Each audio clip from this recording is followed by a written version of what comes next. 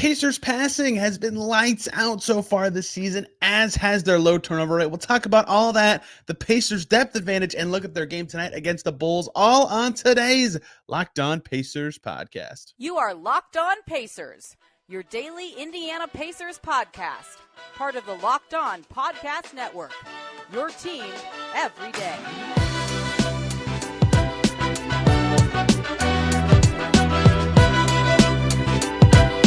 Happy Monday, everybody. Hope you had a fantastic weekend, and welcome into another edition of the Locked On Pacers podcast, where we, of course, talk about the Indiana Pacers. As always, my name's Tony East. I cover the team for Forbes and SI, and today we will continue diving in to the 2-0 Pacers, one of three undefeated teams remaining in the Eastern Conference. The Celtics, everybody expected. The Magic and Pacers, nobody saw coming. Yet here we are after 5 days of the season with the Pacers on top of the East. And a big part of why has been their passing, and a big part of why has been their depth. And we're going to dive in a little deeper to both of those topics today. Are those things sustainable? Are they things the Pacers will be able to rely on all season? If you want more on how the Pacers are able to beat the Cavs, their toughest opponent yet, even without their key players, obviously, a bonus pod over the weekend because I was in Cleveland and had to break it all down. And that can be for you, unless you want to watch it on YouTube, because I am a dummy and did something stupid while recording and lost the video. So only audio for that one. Unfortunately, today we will start with the Pacers passing, because that is something I want to dive into. Why? Because in the Pacers' first game, they had 38 assists against the Wizards. That's a crazy number. So crazy that the Pacers had 38 assists exactly 0 times. 0 during the 2022-23 season. And then they followed it up against Cleveland with 36, which would be tied for their most they had during the entire 2022-23 season. So they've already had 2 passing games that are insane. They're currently averaging 37 assists per game. Granted, it's been 2 games. That's more than they had in any single game last year.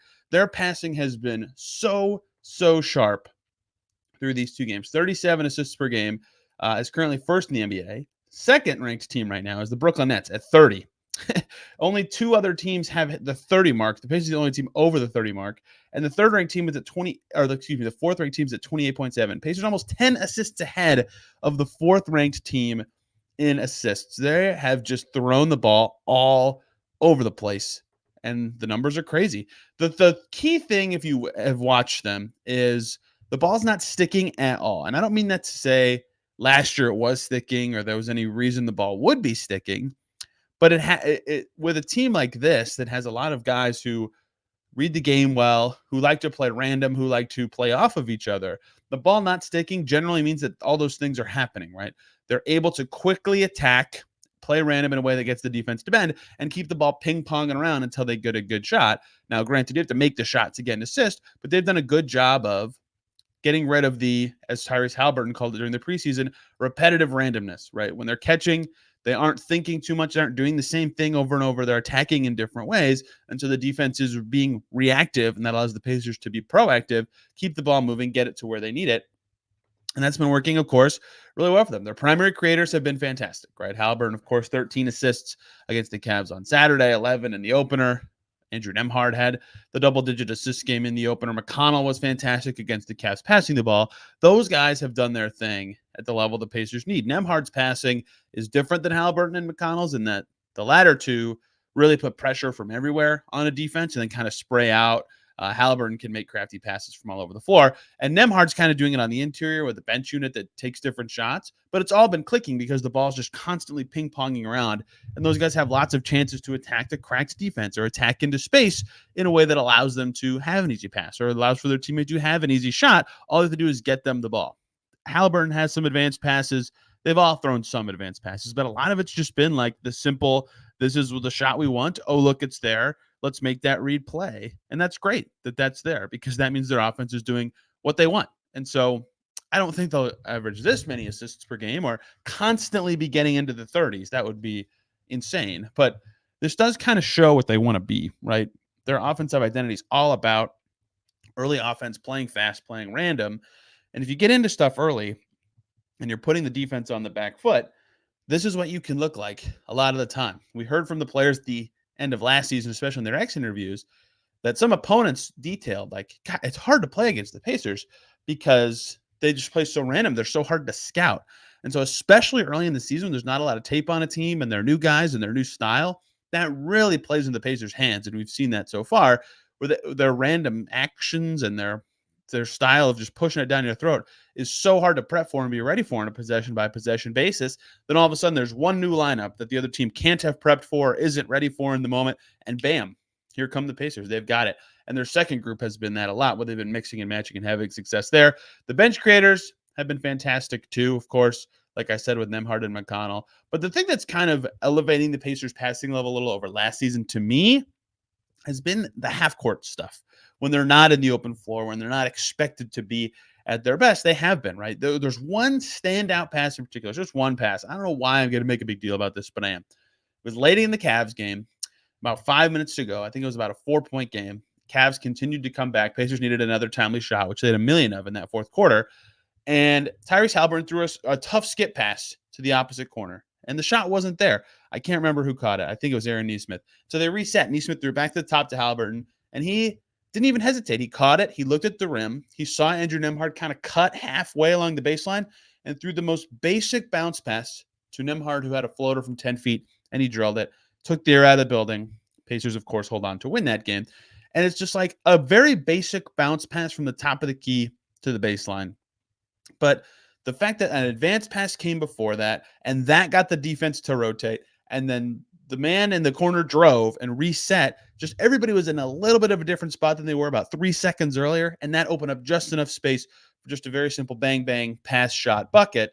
Like that kind of little stuff is allowing the Pacers to do well in the half court in a way that they didn't always do last year, and I think that is sustainable and something they can lean on the rest of the season. Now, the thing about passing is that you got to make the shots to do it. And the Pacers' percentages are definitely unsustainable. They're not like insane from 2-point range. They're 11th in the league in 2-point percentage, but they're just drilling threes, 43% so far this season. So yeah, assist numbers are going to come down, but they're doing a lot of stuff that I think is sustainable and can do all season, right? Their secondary creation, which is just like this fake buzzword that is now said everywhere. To specifically say what I mean when I say the word secondary creation, it's like when the ball comes to the weak side and it's Buddy Hield and the 4-man, or Buddy Hield and the 5-man over there, and they just immediately flow into a pick and roll, right?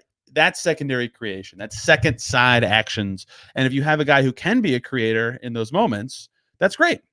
Buddy Hield has done well in those moments this year. He's not thought of as that kind of player, but he is averaging, I had this up and now I don't for some reason.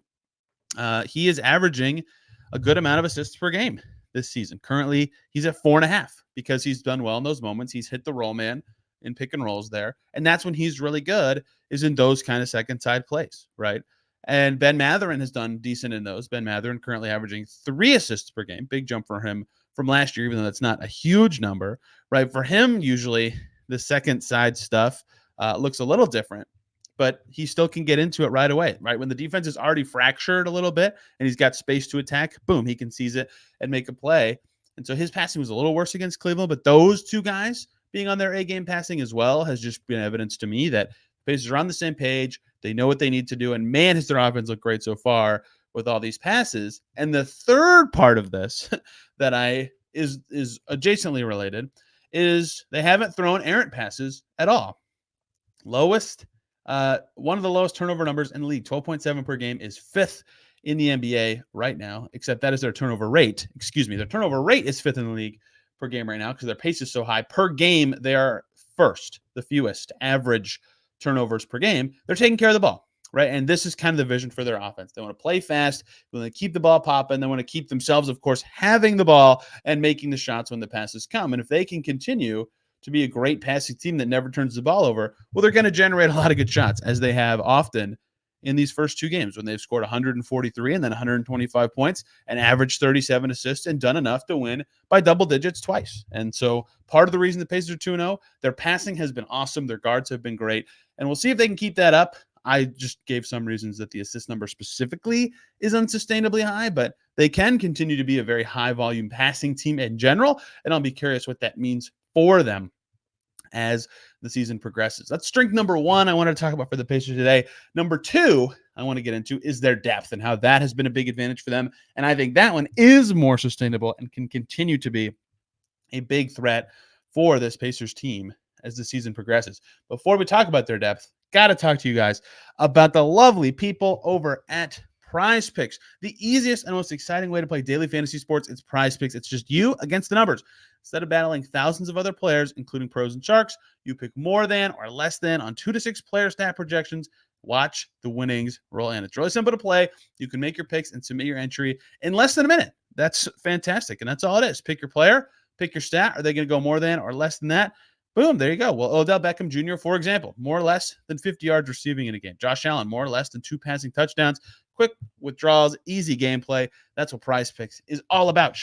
It's a super fun time. You got to check it out. Go to prizepicks.com/LockedOnNBA and use the code LockedOnNBA when you're signing in for a first deposit match up to $100. That's prizepicks.com/LockedOnNBA and use that code LockedOnNBA for a first deposit match up to $100. Highly recommend checking out PrizePicks daily fantasy sports made easy. Thank you, as always, for making Locked On Pacers your first listen today and every single day. For your second listen, Locked On Cavs, because the Pacers just played them. They're a tough divisional opponent when they're healthy, and I just saw the Locked On Cavs guys over the weekend, Chris Manning and Evan Dammarell, 2 great Midwestern dudes. First time meeting Evan and Chris, of course, and I have been buddies for a while. They'll be on this show later in the season when it's worth talking about the other team more in these season previews than just 5 to 10 minutes to close out shows on game days. But check out Locked On Cavs. Really excited to be wearing the Hoosier hat today. IU football was not embarrassing against Penn State. Their basketball team is back, clobbering Indianapolis in exhibitions. They had a bad first half, but still, I'm hype. Hoosier basketball is back. I couldn't be happier. For my Purdue people, you're going to be great this year, and I'll be at your football game on November 11th. No hard feelings from me personally. Let's keep talking about the Pacers and the depth of their basketball team. That has been a huge advantage for them every single game. And I know this because I've watched the games and I've understood when the games have turned from a lineup perspective. And I get that their opponents have been inferior, but it's hilarious to look at this chart. PvP Stats does it. So what this is it's the percentage of possessions by number of starters on the floor. But what PvP Stats does is they also include a team's net rating and ranking in those moments, right? So, for example, the Pelicans, with all 5 of their starters on the floor, that's been 40% of their minutes, and they have the second best net rating in the league in those minutes. You can dig, that's the Magic. Either way, you can dive in that deep to every team in all their situations. And the Pacers graph looks hilarious because their all 5 starters minutes have not been very good. Almost a quarter of their minutes are with all 5 of their starters on the floor. They have the 27th best net rating in those minutes, right? So the Pacers starting 5, which makes sense to be the starting 5 for now. Still, it hasn't been the numbers say it's been awful, but it hasn't been laughable. The first quarters, they've got to be better. The 27th best net rating, right? It's blue. It looks awful on this graph. Every other number of starters for the Pacers, they're such a good net rating number. With only 4 starters on the court for the Pacers, with 1 starter out. The Pacers have the second best net rating in the NBA. Out of all 30 teams, second best. With 3 starters on the floor, the Pacers have the 9th best net rating in the NBA. With 2 starters on the floor, the Pacers have the 12th best net rating in the NBA. With just 1 starter on the floor, something the Pacers have had almost a quarter of their minutes, 24.6% of the time, because their top 4 bench guys have been so good. Mix and match with another player. That's something we talked about on an earlier show. Pacers have turned to that quite often with great success. 7th best net rating in the NBA. And then the key one here, potentially, as the season progresses, with 0 starters on the floor, Pacers net rating 2nd best in the NBA.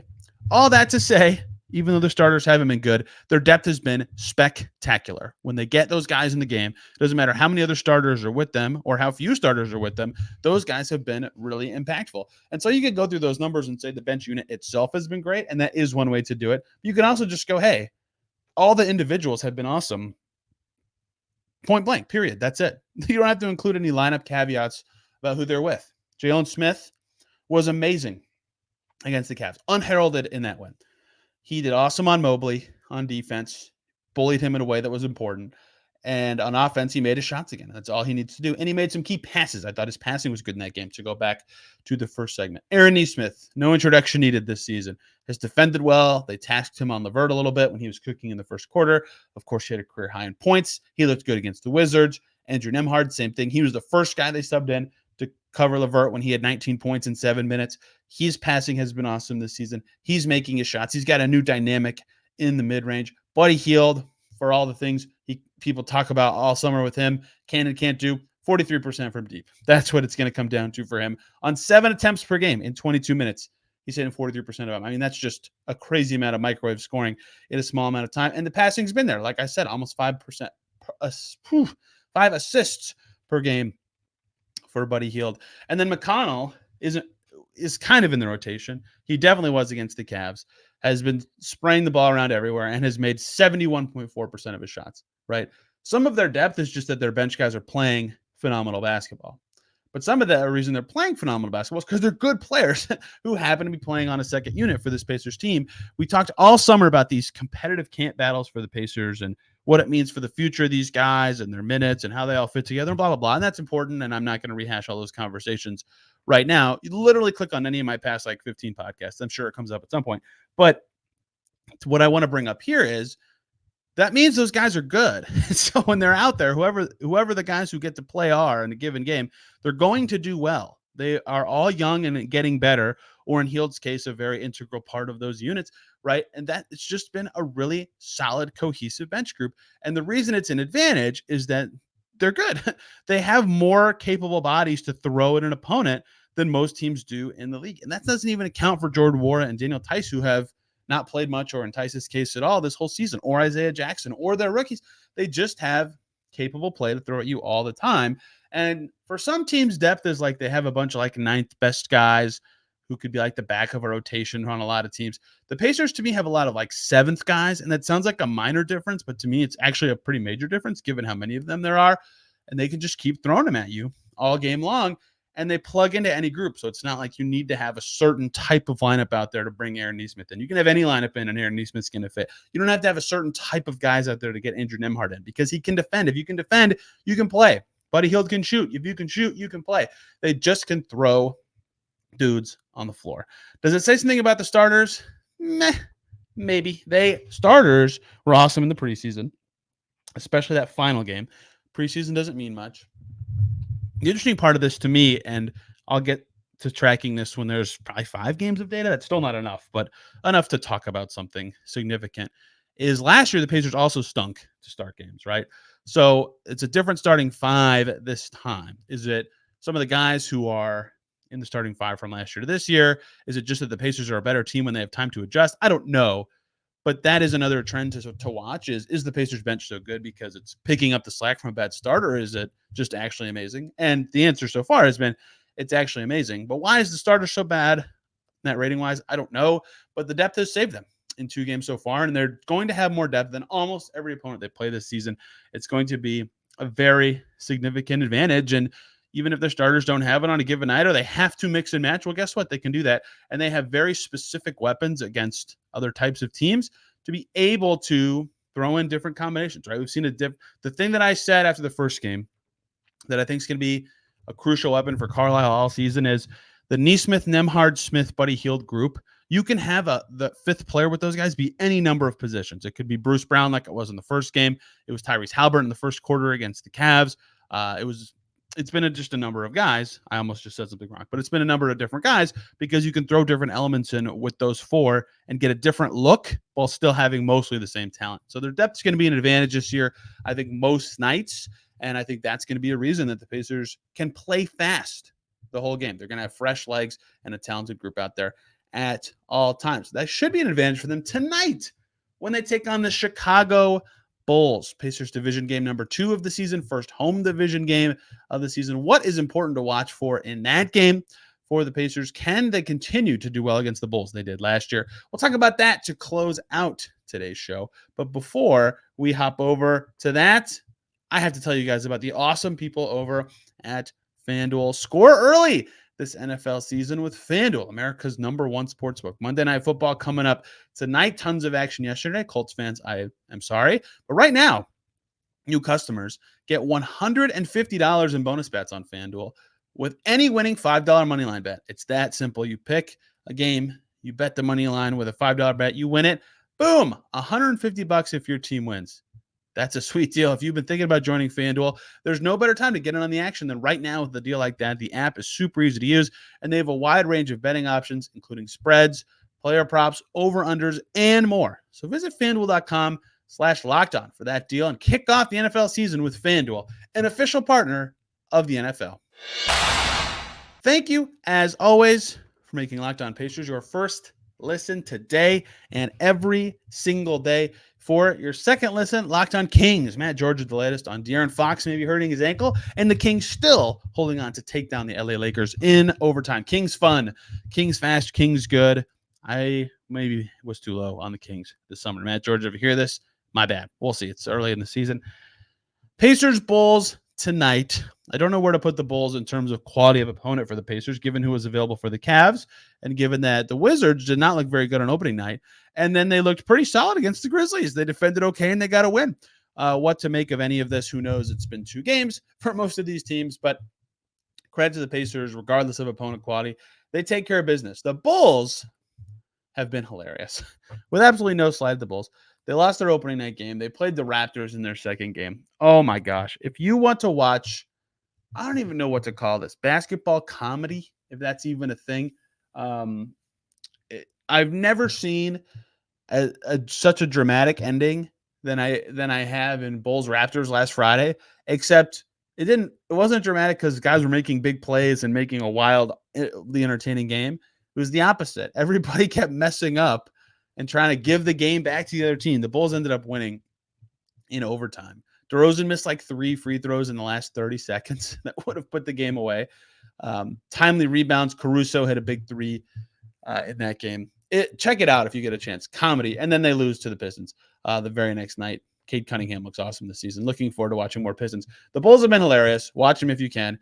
LaVine went crazy in that aforementioned Pistons game. He's now averaging 25 points per game this season because basically of that game. His other 2 games were kind of stinky as an offensive player, and I think that's going to be a key thing. Can the Pacers have him be the guy he was in the first 2 games, right? They played the Thunder on opening night. He had 16 points. They played the Raptors in that game I was talking about a second ago. LaVine had 8 points, and then they went to Detroit, and he had 51, which Zach LaVine is going to be there in Indianapolis, because the 51.1, they lost that game by 16 points, but the 51.1 is much more threatening and much harder to defend, and the Pacers are going to need to find answers if he's playing that hot. And they struggled with Karis LeVert when Karis LeVert got hot, right? They tried Bruce Brown, they tried a couple bit of Mathurin, they tried blitzing him. Eventually, they found the right answers with some of their bench units and what they were able to do, but I don't need to rehash that game too much, just to say if LaVine gets hot early, they need better answers quicker than they did against the Cavs when they could not slow Karis LeVert down until the first quarter ended. But he's been a threat at his best this season. DeRozan is still DeRozan. He's shooting almost 50% and averaging 24 points per game. And then there's a big drop-off for the Bulls. Vucevic hasn't been accurate. Kobe White hasn't been accurate. Torrey Craig has kind of been accurate, but isn't shooting that much. Caruso had that big game. They just have a very wildly underwhelming offense after their stars. And so if you're the Pacers, good chance for your defense to be crisp once again, like it was for the last 3 quarters, at least at times against the Cavs. I'm not saying their defense was good, but at least it was crisp and understandable what they were trying to do and how they were trying to slow down their opponents, and their defense ratcheted up after the first quarter against the Wizards as well. Pacers are, so stylistically, I want to dive into something. Pacers are currently allowing, this is maybe a concerning, for lack of a better term, trend to monitor as the season progresses. Pacers are currently allowing 72s per game, 72-point shots per game. That is the most in the league. That is by far the most in the league. The Bulls are taking 59 twos per game. That's 5th in the league. So can the Pacers keep the Bulls off their spots? The Bulls want to get to the rim. They want to get to their shots in the mid-range. Sometimes that's DeRozan. Sometimes that's LaVine. Sometimes that's Vooch. And those guys are good enough at those shots that it's still very threatening. So the Pacers, who part of their defensive growth this season has been, we want to prevent threes and run guys off the line and, deal with that as we will. Well, the Bulls are like, okay, great. These are the shots we want anyway. This is our normal diet. Sometimes they get too mid-range chuck happy. That's maybe a problem, but sometimes that's good for them. And so it'll be interesting to see if the Pacers, in that stylistic battle where they're trying to encourage a team to take the shots that they want to take anyway, that'll be important. Another stylistic thing, the Bulls not getting steals this season. They currently rank 30th in the league, 10 steals per game. Pacers never turn it over. Another part of this, the Bulls, not the best rebounding team this season. The Bulls are currently 28th in defensive rebounds per game this year. Pacers, not the best offensive rebounding team, about average. Pacers have done well in the defensive glass this year, by the way, but that is a trend that I don't believe will sustain. Either way, the Pacers should, given the stats coming into this game and after watching both teams enough to have some confidence here, the Pacers should have a lot of chances. They should win the possession battle in this game. And I think they have a more efficient per possession offense, so that does give them an advantage. If you made me pick, I would pick the Pacers to win. I am very frequently wrong, but that is just another thing here is if the Pacers lose the possession battle, which it looks like they should do well at in this game, that can be scary. And a team with LaVine and DeRozan giving them extra chances is not a winning formula. Pacers taking care of the ball once again, like we talked about in the first segment, and not allowing the Bulls to get crazy on the offensive glass, something they're not particularly good at, will be important. And the final stylistic thing in this game that I think will be interesting, it'll be a slow-paced game if the Bulls have it their way. Bulls currently 27th in pace, Pacers currently 3rd. Who's going to win that? The Cavs found a way to slow the Pacers down, and they almost came back for a big win. They still lost, though. Pacers responded and found a way. But either way, that was a key part of the Cavs looking more comfortable a lot throughout the game, is the speed was better for their style. Pacers cannot get slowed down that much. They have to be faster. The Bulls are not a fast team. That would be good for the Pacers to get the game up and moving, keep it whizzing around. I think that would help them quite a bit. So can they slow LaVine or DeRozan? Both are really challenging players. Pacers don't have the size or lateral foot speed to contain both of them most of the time, but can they at least slow them a bit? If so, I think that would go a long way in the Pacers starting 3-0. Can the Pacers get to their speed? They did that really well against the Bulls last year, right? The Bulls wanted to play slow last year. The Pacers said, who cares? We want to play fast. And they did it at a great level against Chicago last year on multiple occasions. Pacers went 3-1 against the Bulls last year, had a pivotal tiebreaker win late in the season for a playoff push. That didn't end up mattering at all. But still, they did well against the Bulls last year, keeping their speed. Can they do it again? I think that would be significant. And can Tyrese Haliburton handle the pestiness? I typed pressure. That's not the right word. Can he handle the pestiness of the Bulls on-ball guards? Kobe White, not a great defender, but he's pesky. Caruso is a great defender, and he's pesky. And Ayo Dosunmu is a decent defender, and he's pesky. They are going to try to make Tyrese Haliburton's life hell. Oh, and they have Javon Carter. I mean, that's just a tough team. He's also very, very pesky and annoying and provides a lot of pressure. Like, that is going to be a lot of guys trying to stop Haliburton in his face all night.